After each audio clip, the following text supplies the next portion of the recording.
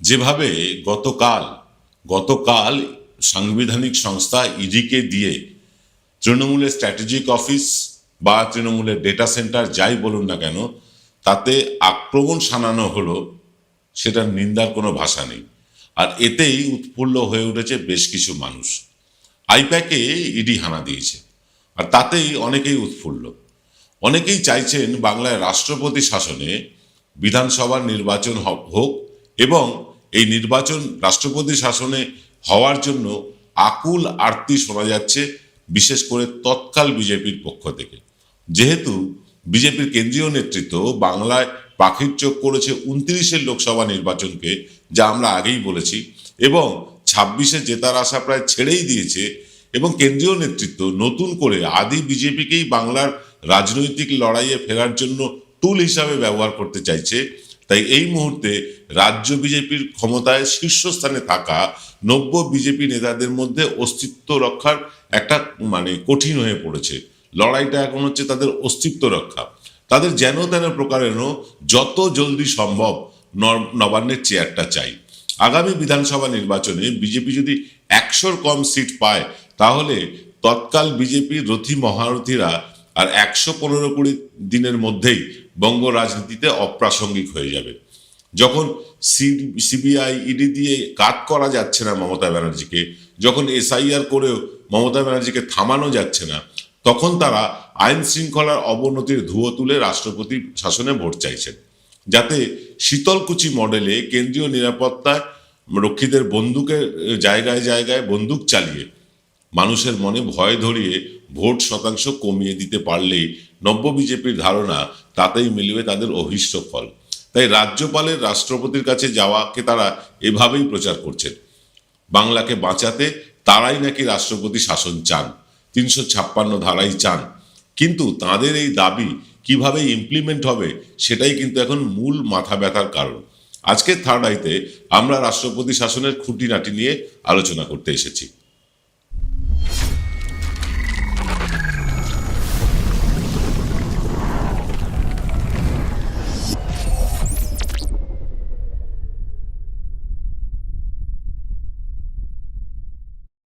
নমস্কার, সুপ্রভাত। আমি আপনাদের প্রবীর বিশ্বাস। দেখছেন আপনাদের পছন্দের চ্যানেল বিশ্বজোড়া বাঙালির আওয়াজ এনকে ডিজিটালের প্রভাতী সম্প্রচার থার্ড আই। কালকে যেভাবে সমস্ত রীতি রেওয়াজ না মেনে ইডি রেড করলো আইপ্যাকের অফিসে, সেটাকে নিন্দা আমরা গতকালই করেছি। আর আজকে আমরা এই ঘটনার প্রেক্ষিতে একদল নব্য বিজেপি তারা বেশ উৎফুল্ল হয়ে উঠেছে। এই তো টাইট দেওয়া গেছে মমতা ব্যানার্জিকে, এইবারই রাষ্ট্রপতি শাসন করে তারা ভোট বৈতরণী পার করবে। দেখুন, বিজেপির হাত থেকে সব অস্ত্র চলে গিয়েছে। প্রথমে আগে ছিল সিএ, সেটা ভোতা হয়ে গিয়েছে। তারপরে হলো এনআরসি, সেটা ভোতা হয়ে গিয়েছে। এখন এসছে এসআইআর, সেটাও ভোতা হয়ে গিয়েছে। ইডি সিবিআই দিয়ে কোনো কাজ হচ্ছে না। এখন একটাই উপায়, নিরাপত্তা রক্ষীদের গুলি আর এই নির্বাচন কমিশনকে ব্যবহার করে ভোটটাকে যাতে পিছিয়ে দেওয়া যায়। কারণ সাংবিধানিক সংস্থা যেগুলো আছে, ধরুন নির্বাচন কমিশন, ইডি, সিবিআই, এগুলো তো সাংবিধানিক সংস্থার কথায় নামে। তো সেই সংস্থাগুলোকে বারবার ব্যবহার করেছে বিজেপির একটা অংশ চাইছে বাংলার রাষ্ট্রপতি শাসনে যেন বিধানসভার ভোট হয়, তবেই নাকি তাদের জয়ের সম্ভাবনা উজ্জ্বলতর হবে। বিজেপির এই অংশই একটা সময় মনে করেছিল মাত্র 5% হিন্দু ভোট নিজেদের দিকে টানতে পারলেই নবান্নের 14 তলায় তারা পৌঁছে যাবেন।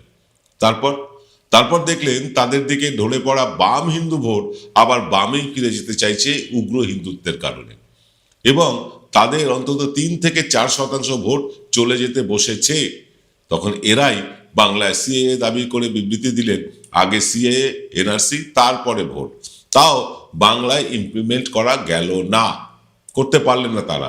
তখন এসআইআর এর ব্যাপারে এরাই অতি উৎসাহী হয়ে উঠলেন। কিন্তু বিহারের কায়দায় যখন এসআইআর বাংলায় করা গেল না, তখন এই অংশটাই চাইছেন যে এসআইআর প্রক্রিয়া যতটা সম্ভব ঢিলে দেওয়া যায়, ততটা ঢিলে দিয়ে ভোটের নির্ধারিত সময়টা যাতে পার করে দেওয়া যায়। আর ভোটের নির্ধারিত সময় পার হয়ে গেলে রাষ্ট্রপতি শাসন হবে, আর তাতেই নাকি ফুটে উঠবে বাংলায় পদ্মফুল। অনেকেরই ধারণা আছে রাজ্যের আইন শৃঙ্খলার পরিস্থিতি বিগড়ে দিতে পারলেই রাষ্ট্রপতি শাসন লাগু করা যায়। কিন্তু কেন্দ্রীয় সরকারই কলকাতাকে দেশের সবচেয়ে নিরাপদতম শহর তকমা দিয়ে এটা প্রমাণ করে করতে পারছে না যে পুরো পশ্চিমবাংলাটা উপদ্রুত। পুরো পশ্চিমবঙ্গ মণিপুরের মতন উপদ্রুত হয়ে গিয়েছে এটা প্রমাণ করা যাচ্ছে না, কারণ কেন্দ্রীয় সরকারই বলছে ভারতবর্ষের মধ্যে সবচেয়ে নিরাপদ শহর কলকাতা। আমরা বলছি না, কেন্দ্রীয় সরকার বলছে। যদিও অনেক বিজেপি নেতাই কাশ্মীরের থেকেও নাকি খারাপ অবস্থা বাংলার বলে মিডিয়া বাইট দিয়ে প্রচারের আলোয় ভেসে থাকতে ভালোবাসেন। কারা ভালোবাসেন আপনারা জানেন। যদি আইন শৃঙ্খলার অবনতির কারণে রাষ্ট্রপতি শাসন জারি করতে হয়, তাহলে ডাবল ইঞ্জিনের সরকারগুলোতেই আগে রাষ্ট্রপতি শাসন জারি করতে হবে। এই মুহূর্তে রাষ্ট্রপতি শাসন জারি করতে হলে প্রয়োজন হয় আইন শৃঙ্খলা ভেঙে গিয়েছে, চারদিকে মানুষ অত্যাচারিত হচ্ছে, মহিলারা ধর্ষিতা হচ্ছেন, এইগুলো দিয়ে কিন্তু আর প্রমাণ করা যাবে না। এখন রাষ্ট্রপতি শাসন জারি করতে হলে প্রয়োজন হবে সাংবিধানিক সংকট, আর সেই সাংবিধানিক সংকট তৈরি করা যাবে তখনই যখন বর্তমান রাজ্য সরকার তার মেয়াদ উত্তীর্ণ করে যাওয়ার পরেও ভোট হবে না। এখন এই মুহূর্তে এই একমাত্র অস্ত্রই কিন্তু অবশিষ্ট আছে বিজেপির কাছে। তাতেও যদি না হয় তখন কিন্তু নির্বিচারে গুলি চালাবে কেন্দ্রীয় বাহিনী, যেমন শীতলকুচিতে চালিয়েছিল। 4 জন মুসলিম যুবককে বিনা কারণে বিনা অপরাধে গুলি করে খুন করে এবং তার বিচার পর্যন্ত হয়নি। নির্বাচন কমিশনও এক এক দিন এক এক রকম ফরমান জারি করে সাধারণ মানুষের নাম বাদ দিয়ে হয়রান করে চলেছে এসআইআর এর নামে। লজিক্যাল ডিসক্রিপেন্সির নাম দোহাই দিয়ে লক্ষ লক্ষ মানুষকে হিয়ারিং এ ডেকে পুরো এসআইআর প্রক্রিয়াটাকে আরো টেনে নিয়ে যেতে চাইছে তারা কয়েক মাস, যাতে রাজ্য সরকারের মেয়াদ ফুরিয়ে যায়। নির্বাচন কমিশন এবং বিজেপির এই জয়েন্ট ভেঞ্চার কি সফল হবে? এটাই কিন্তু এখন সবচেয়ে জরুরি প্রশ্ন। আর সেই প্রশ্নের উত্তর দিতেই ফিরছি ছোট্ট একটা বিরতির পর। সঙ্গে থাকুন। জয়গুরু রত্নভান্ডার জ্যোতিষ চেম্বার। এখানে গোল্ড মেডেলিস্ট জ্যোতিষী বসেন। হাই কোয়ালিটির আসল গ্রহরত্ন সবচেয়ে কম দামে এখানে পাওয়া যায়। স্থান বেলঘড়িয়া রানীপার্ক বটতলা 2 নম্বর রেলগেটের নিকটে। 9681345722 এবং 9007778922। ফিল্ম বিরতির পর আপনারা দেখছেন বিশ্বজোড়া বাঙালির আওয়াজ এনকে ডিজিটালের প্রভাতী সম্প্রচার থার্ড আই। প্রথমেই একটা কথা বলে রাখি আপনাদের, বিজেপির চাণক্যরা যখন হাফ প্যান্ট পরে প্রাইমারি স্কুলে যেতেন না, মমতা বন্দ্যোপাধ্যায় সেই সময় থেকে রাজনীতি করেন। রাজনীতিতে মমতা ব্যানার্জির মতন প্রাজ্ঞতা অভিজ্ঞতা বাংলার শুধু কেন ভারতেও বিরলতম। সিপিএম মমতা ব্যানার্জিকে হাড়ে হাড়ে চিনলেও বিজেপি এখনো ঠিকমতো চিনে উঠতে পারেনি। সিপিএম জানে যে আহত বাঘিনী ভয়ঙ্করতম। গতকাল রাত্রে আমরা বলেছিলাম বিজেপি কিন্তু মমতা বন্দ্যোপাধ্যায়ের একদম কোর জায়গায় হাত দিয়ে ফেলেছে। আইপ্যাকে হানা দিয়ে, ইডির মাধ্যমে হানা দিয়ে বিজেপি কিন্তু মমতা বন্দ্যোপাধ্যায় একদম কোর জায়গা, একদম যেখানে সফট জায়গা সেখানটায় হাত দিয়ে ফেলেছে। কারণ এই আইপ্যাকের অফিসেই কিন্তু তৃণমূলের স্ট্র্যাটেজি তৈরি হয়। এই আইপ্যাকের অফিসে তৃণমূলের প্রার্থীদের নাম জমা আছে। এই আইপ্যাকের অফিসেই কিন্তু তৃণমূলের যাবতীয় তথ্য তার ভান্ডার রক্ষিত আছে, আর সেখানেই হাত দিয়ে ফেলেছে ইডি। আহত মমতা যে সুস্থ মাথার মমতার চেয়েও বেশি ভয়ঙ্কর, সেটা বঙ্গ বিজেপির নেতারা বোঝেননি যে রাষ্ট্রপতি শাসন বাংলায় জারি করলে তার পরিণতি কি ভয়ানক হবে বিজেপির পক্ষে। সেটা বোঝার মতন মেধা সুকান্ত মজুমদার, দিলীপ ঘোষ, শুভেন্দু অধিকারীদের নেই। তাই ডুবন্ত নাবিকের মতো রাষ্ট্রপতি শাসনের খড়কুটোকেই তারা আঁকড়ে ধরেছেন। ভোট যখনই হোক বাংলায় ভোট কিন্তু করাতে হয়, তার জন্য ডেডিকেটেড কর্মী লাগে। সিপিএম আমলেও আমরা দেখেছি সিপিএম এর ডেডিকেটেড কর্মীরা ভোট করাতেন। মানুষকে বাড়ি থেকে টেনে আনা, তাদের বুথ পর্যন্ত পৌঁছে দেওয়া, তাদের জল, খাবার, ওষুধ এগুলো কিন্তু তৃণমূল কংগ্রেসের মতো সিপিএমও করতো। সিপিএমও কিন্তু এইভাবে মানুষকে পরিষেবা দিয়ে ভোটের দিনকে অন্তত তারা কিন্তু লেগে থাকতো মানুষের পেছনে।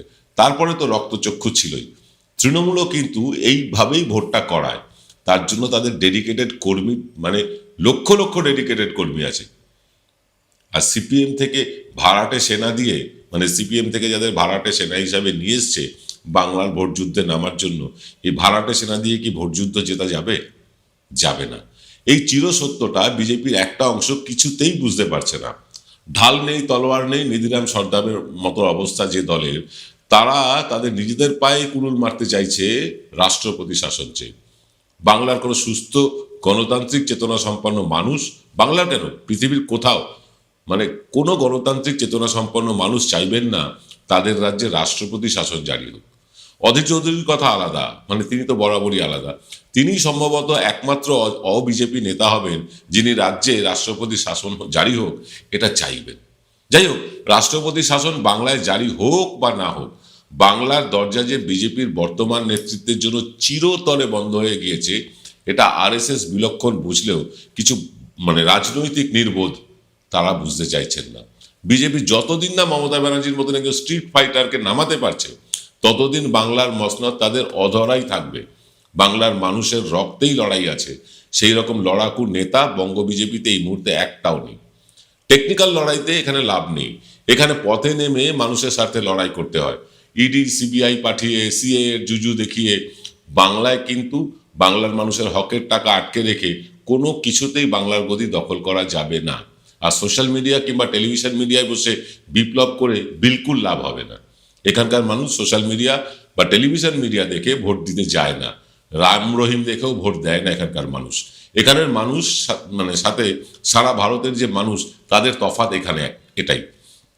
এখানকার মানুষ বুঝে নিতে চান উন্নয়ন, আর্থসামাজিক উন্নয়ন, শুধু আর্থসামাজিক উন্নয়ন না, জীবনের মান উন্নয়ন, এগুলো তারা কিন্তু দেখেন ভোট দিতে যাওয়ার আগে। টেলিভিশন দেখে বা আপনার কি বলে ওটাকে সোশ্যাল মিডিয়া ফেসবুক দেখে কেউ ভোট দিতে যায় না। এখানকার মানুষ কিন্তু সাম্প্রদায়িক হানাহানি বিহীন একটা জনপদে বাস করেন, যেখানে সাম্প্রদায়িক হানাহানি কেউ সমর্থন করে না, না মুসলমান করে, না হিন্দু করে, না খ্রিস্টান করে, না বৌদ্ধ করে, না এই রাজ্যে কাজ করতে আসা গুজরাটিরা করে, বিহারিরা করে, কেউ করে না।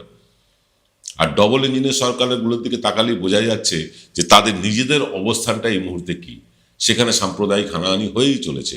উত্তরপ্রদেশ সরকারের উন্নয়নের প্রচার করতেও বাংলার মা ফ্লাইওভারকে ব্যবহার করতে হয়। এখানের মানুষ স্বাস্থ্যসাথী আর আয়ুষ্মান ভারতের তফাৎটা বোঝেন, যে স্বাস্থ্যসাথী কারা পায় আর আয়ুষ্মান ভারত কারা পাবে না। বাড়িতে একটা 2 চাকার সাইকেল থাকলেও সে আয়ুষ্মান ভারতের সুবিধে পাবে না, কিন্তু স্বাস্থ্যসাথী গরিব থেকে বড় লোক সবার জন্য। লাডলি বেহেনা আর লক্ষ্মীর ভাণ্ডারের তফাৎ এখানকার মানুষ বোঝেন। বিহারে দেখছেন না 10,000 টাকা করে ভোট চলাকালীন দিয়ে তারপরে এখন বন্ধ করে দেওয়া হলো। লাডলি বেহেনার অবস্থা দেখছেন না, কিন্তু লক্ষ্মীর ভাণ্ডার পশ্চিমবাংলার প্রতিটি মহিলা তারা কিন্তু পাচ্ছেন। তবে শেষ করার আগে একটা কথা আপনাদেরকে বলে যাই, বিজেপি বাংলায় তাদের সব অস্ত্র ইতিমধ্যে প্রয়োগ করে ফেলেছে, আর কোনো ট্রাম্প কার্ড তাদের আস্তিনে নেই। আর মানে থেকে থাকলেও তা ফেলবার মতন সময় বা অবকাশ বিজেপির কাছে নেই। বন্ধু ইউটিউবার আমার খুব পরিচিত, আপনারাও চেনেন অনেকে, আরামবাগ টিভি শফিকুল ইসলাম কিন্তু ঠিকই বলেছিলেন, আমাদের চ্যানেলে বসেই বলেছিলেন, বিজেপি যদি এবারেও ক্ষমতায় আসতে না পারে আর জীবনেও আসতে পারবে না। আর সারা রাজ্য ঘুরে আমাদের মনে হয়েছে বিজেপির ক্ষমতা আসা তো অনেক দূর, অনেক দূর। বিধানসভা নির্বাচনের যে বিগত ফলাফল হয়েছিল তার থেকেও অন্তত 20-25টি আসন কম পেতে চলেছে এবারের বিজেপি। 50-এর ঘরেই তাদের সন্তুষ্ট হয়ে থাকতে হবে, তাতে রাষ্ট্রপতি শাসন হোক বা না হোক। সকলে ভালো থাকবেন, নমস্কার।